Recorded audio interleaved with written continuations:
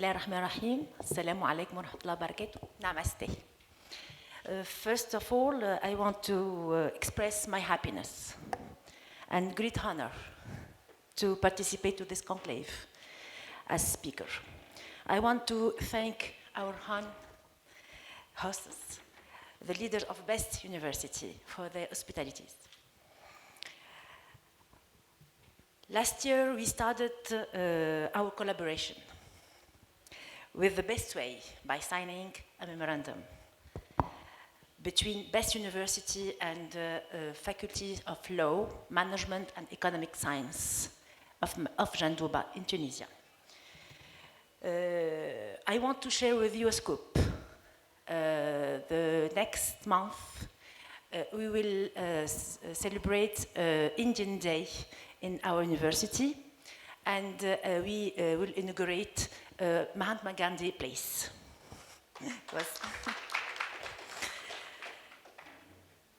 First of all, I want to emphasize sad reality. More than 80% of our teaching of current literature doesn't match the jobs of future. 80%. It's a sad statistic. That's why we should innovate, we should reform education. I will emphasize on higher education. I'm from university, higher education. I will speak about innovating in higher education, what reforms need to be put in place.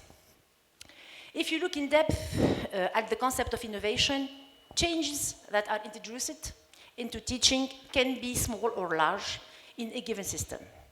The change may be to adapt some practice already used elsewhere, so that an innovation is not necessarily invention. But what distinguishes an innovation from change in general is the deliberate element of planning or intention. Finally, whether the innovation relates to the objectives of teaching or part of the teaching process, it must ultimately be understood in terms of human behavior and human relationship. Reform in education are aimed at introducing changes.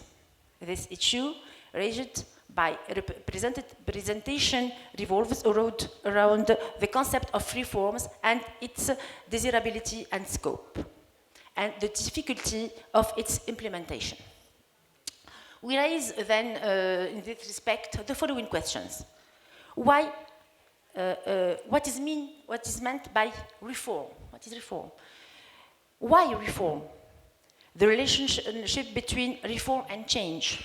Who is affected by the reforms? The timing. Is there a best timing for reforming? The time it takes to implement a reform. The best way to reform. And at the end, we will expose the Tunisian experience of reform in higher education. We often hear about innovation. What is that is important, that is necessary, or even that it's our only way to achieve excellence levels. But what does that mean for a teacher, university to innovate? To innovate is to break with traditional practice of the disciplines, the context in which we find ourselves. This change is aimed at improving student learning. In other words, it favors not the success rate of exam, but a deep understanding of the concept of. It is to encourage the student to develop a critical mind towards the subject. It's also to encourage them to become producers of knowledge themselves. Finally, it should be noted that innovation can be done both at the organizational level, new teaching methods, new processes, and the technical level, use of technology, and the social level, relationship between teachers, assistants, students, collaboration. An innovative practice is a pedagogical action characterized by the sustained attention paid to learners, to the development of their well-being and the quality of learning. Then, why you innovate. First, current teaching methods do not necessarily promote deep student learning. We are in the presence of a generation of X, Y, double Y generation. We learners connected and very focused on IST. Even if you admit that the old system methods, which most of us are from, are not bad. I still hope it is necessary that the educational system be in tune with the evolution of the environment.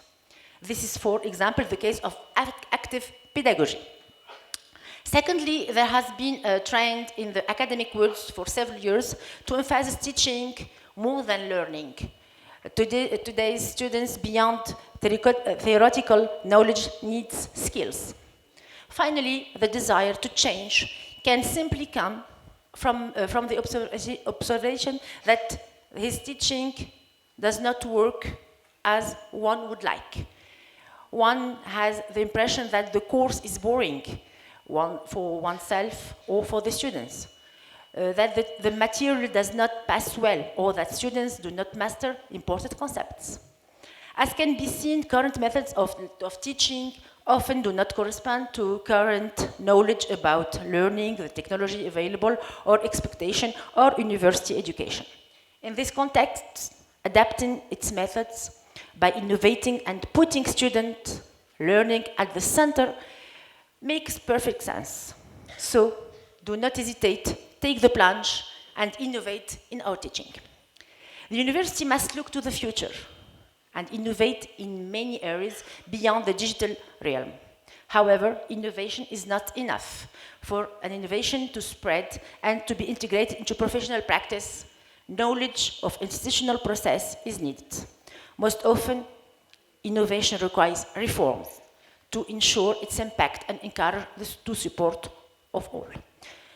Let's talk about reforms in education. What definition can be given to the term reform, or the verb to reform? On one etymological level, this means reconstituting or forming again. Is also a modification in order to improve. It can also be the removal or correction of certain abuses. We will neglect this religious meaning. In any case, it means a profound change, a transformation to reorganize, improve its functioning or its result. We do not reform for the pleasure of reforming. The notion of educational reform concerns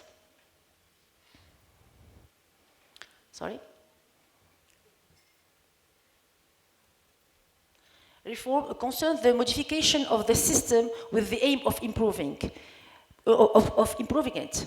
These initiatives have several approaches, since they can develop from different points of view and according to the analysis of the situation carried out by those who encouraged the reform. They start from the observation that things, as they present themselves, no longer adapt the evolution, or that the system has run out of steam, or it was shown its limit. Education reform must come from a broad social consensus, because education affects the whole of society and should never depend on an ideology or a political vision. When the reform of education only satisfies the interest of the authority of the moment, it is normally a political commitment to spread a biased view of reality and to train the new generation according to the dominant message. Beyond the political component, educational reform can be carried out to update teaching methods and to adapt topics to current events. The inclusion of the internet and digital tools in education is one of the innovations present in most of education reforms that are being promoted today. How to pilot reform? Reform must start from a consensus and must follow a vision and a strategic plan. This plan must be broken down into goals and then action with timing and performance indicators. The reform project must be preceded by an assessment of the current system, raise and limits, and involve all stakeholders involved in the process. there is talk of participatory reform of higher education. It may also lead to a desire to promote good governance and optimize the management of resources. Reform may face a problem of financial resource because reform and innovation cost money. But financial means are not the only obstacle to innovation and reforms. It can also affect mentalities and all types of resistance to change without forgetting the political and ideological pressure. The time it takes to implement reform, it depends on the complexity of the reforms, the area it encompasses, and stakeholders buy-in, and whatever there is resistance or not. Also, if the process is consistent with an action plan aligned with the strategic directions. How to know that is a successful reform? It is accepted that when it is accepted and integrated by all, it means the expectation of stakeholders to introduce a real change, and finally, it allows to achieve the objectives for which it was introduced. What was the risk? What is the risk of implementing reform? Every action that introduced a change came up against resistance, a desire to keep the statu quo. In addition, sometimes the cost of reform is high that cannot be achieved by public funding alone. I now would like to speak of the Tunisian experiences in reforming. I have only 2 minutes. The Tunisian has experienced several reforms in recent decades. The most important is the implementation of the LMD system. License, master, and doctorate. Doctorate is PhD. Its first objective is certainly to put the diplomas and training offers in line with international standards, and in particular with the Bologna process. In turn, draws heavily from the Anglo-Saxon model. Before this important decision, Tunisian higher education began to suffer from a lack of readability and international compatibility. The master he continued to deliver did not correspond to anything in the European grade of diploma, so that our graduates had to lose a year or sometimes two to be allowed to register for the European masters. With the 3 levels of study, 3, 5, and 8 years, crowded by 3 degrees, bachelor's degree, master's degree, doctorate, the Tunisian system is now anchored to the international architecture of higher education. Important ideas have been adopted as part of this reform.